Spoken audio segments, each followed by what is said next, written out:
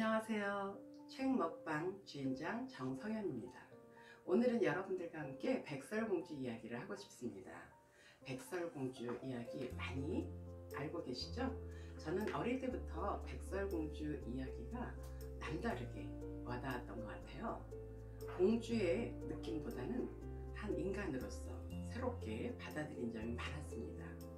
백설공주 이야기에는 임금님이 나오고요, 또 임금님의 새 왕비, 그리고 백설공주, 거울이 등장하고 있습니다. 일곱 난장이도 빼놓을 수 없겠죠. 그런데 오늘은 여기에서 백설공주와 거울의 관계에 대해서 한번 중점적으로 이야기를 해보고 싶습니다. 백설공주는 어떻게 해서 죽음의 위기에 빠지게 되었을까요? 네, 맞습니다. 바로 새 왕비의 질투심 때문이었죠.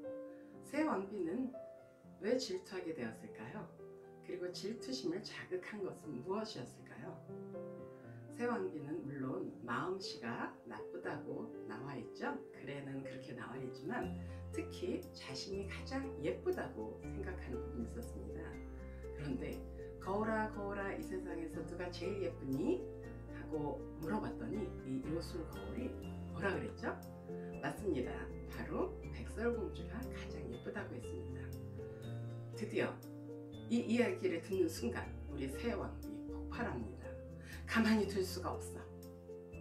자, 어떤 성격일까요? 새 왕비는 우리 현대에 우리 사람들에게 적용을 해보면, 우리 주변 사람들과 한번 적용을 해보면 어떤 사람들일까 한번 생각해보면 좋을 것 같아요.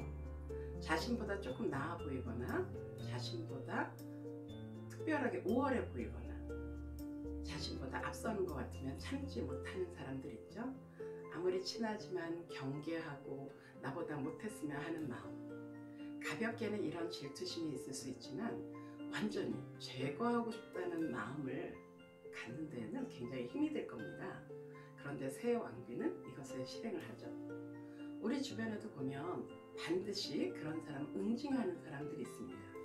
특히 자신이 조금이라도 못해 보이거나 혹은 질투심 혹은 자신이 조금이라도 무시받았다고 생각하면 바로 관계를 끊거나 험담을 하거나 어떠한 응징으로 들어가는 경우 많죠. 굉장히 자존감이 약한 사람들이라고 보여집니다. 자, 거울의 경우에는 거울아 거울아 이 세상에서 누가 제일 예쁘니? 하는 말에 자신의 말이 어떠한 결과를 초래할지 모르고 그냥 사실이라고 이야기를 합니다. 저의 경우에도 누군가 묻는 말에 나 오늘 얼굴 예쁘니? 아니야 오늘 헬스케 보여 라든지 사실 그대로 자신의 눈에 보이는 그대로 이야기해서 굉장히 화를 초래한 경우가 많습니다.